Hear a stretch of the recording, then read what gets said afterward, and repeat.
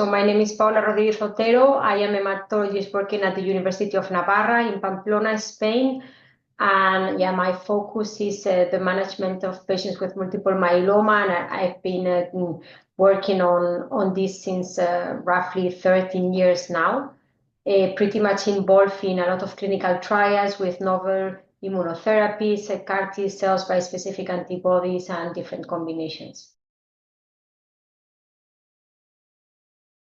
So yeah, indeed, the treatment of multiple myeloma has changed dramatically, I would say, in the last 10 years. Basically, we're using proteasome inhibitors, lenalidomide, and alkylators, and now we have several new agents approved and available. So now, and probably maybe some of you are aware, there is a new guidelines from the European Hematology Association that has just been accepted for publication, and in these guidelines, all the new data is being incorporated. So now the treatment of multiple myeloma frontline transplant candidates and also transplant not eligible patients that are fit is based on a quadruplet therapy, so anti-CD38 monoclonal antibodies plus bortezomib plus len plus dex.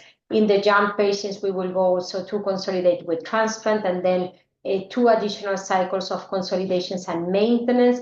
And in the maintenance, we have moved from lenalidomide alone, and we are now more and more incorporating also the anti-CD38 monoclonal antibody as part of maintenance. And then second line, besides what we already have, like combinations based on anti-CD38 monoclonal antibodies with second generation IMiDs, carfilzomib or pomalidomide.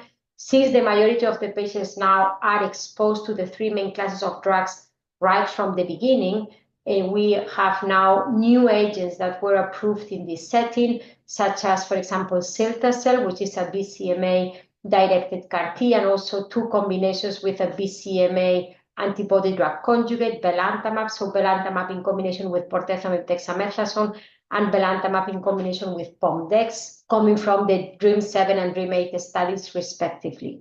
Then in third line, where definitely the majority of the patients are triple class exposed, so we can reuse some of the drugs that we have not used before. So we can, if our patient is not exposed to carfilzomib, we can eventually do combinations with carfilzomib or POM, but definitely, I mean, triple class exposed patients, they do better when they are treated with novel immunotherapeutic agents. And in this setting, we have also idecaptagene biclusel, or ide-cel approved based on the KarMMa F3 trial.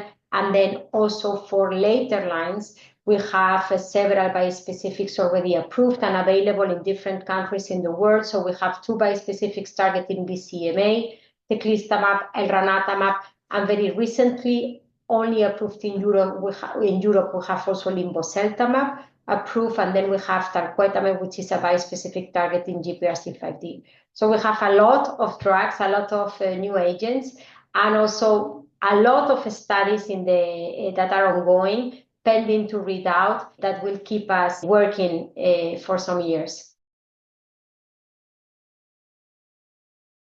So the TRIM3 study is a phase 1b trial, so it's an early phase study that is aiming to evaluate Talquetamab, which is a GPRC5D directed a bispecific antibody, in combination with a PD-1 inhibitor, so a checkpoint inhibitor called Cetrelimab. I mean, the rationale for this combination is that even with the great efficacy that bispecific antibodies have shown as a single agent, so data from Majestic-1 with Talquetamab, Magnetism-3 with elranatamab, or Monumental-1 with Talquetamab, there is still 1/3 from 30 to 40% of the patients that will be primary refractory, so that will not respond to this drug. So definitely there is a room for improvement. And besides, I mean, among the different mechanisms of resistance that were discussed that may be responsible of this primary refractory disease, also the T-cell fitness, T-cell exhaustion has been discussed as one of the reasons for this refractory. So that is why in this study, Talquetamab is being combined with a checkpoint inhibitor, aiming to really overcome some of the resistant mechanisms related to the immune microenvironment that may be responsible of resistance to Talquetamab. Study enrolled 44 patients, so the patients were heavily pretreated with a median of 5 prior lines of therapy.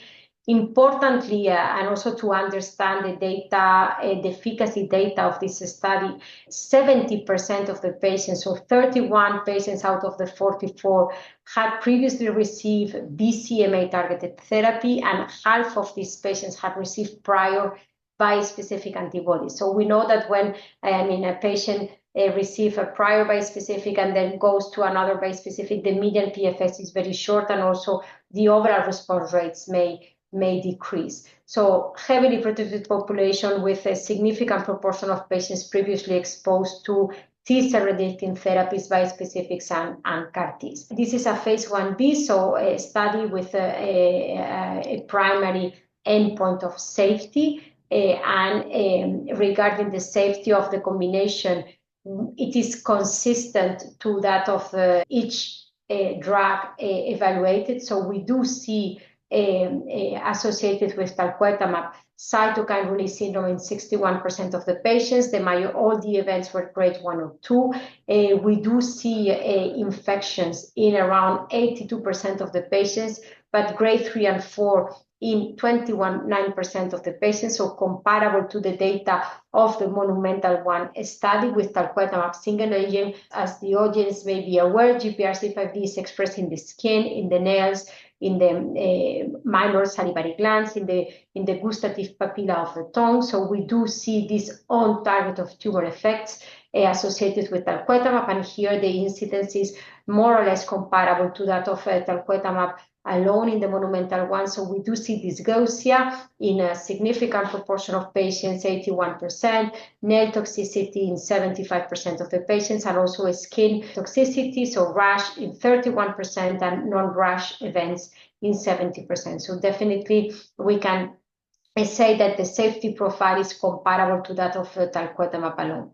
Because this combination associates a checkpoint inhibitor, Cetrelimab, this is also very important to analyze the proportion of patients that will develop immune-mediated adverse events. And here the incidence was consistent with other PD-1 studies, and the PD-1 related events were seen in 29% of the patients, but only 3 patients had a grade 3-4 event. So definitely manageable safety profile consistent with the drugs that were combined. So nothing new, no new safety signals. Regarding the efficacy, again, I would also like to, again, highlight the heavily pretreated patient population that was here enrolled, and the overall response rate was 70%, with 66% of the patients that achieved very good partial response or better, and 40% of the patients that achieved a complete response or better. Responses were very fast, happening in the first cycles, with a median time to first response around 2 months,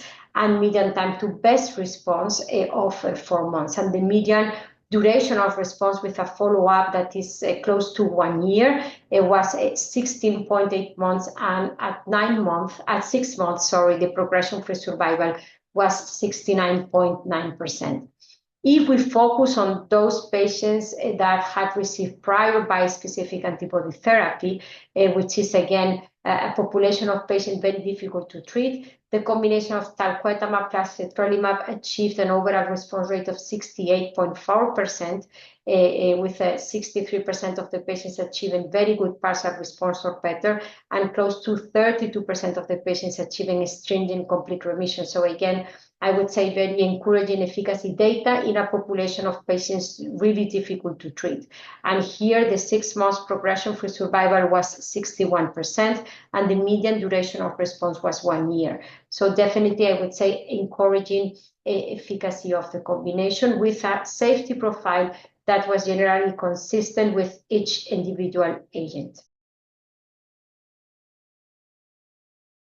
So unfortunately, this is very early days, and this is a very, small patient cohort. So the data is not to be, let's say, extrapolated to other disease setting, since this combination is not approved. I think that it gives us an insight on how can we improve upon single agent bispecifics, and one way to go is to combine with these checkpoint inhibitors. unsure whether this combination will be moved forward in phase 3 randomized studies or in other settings.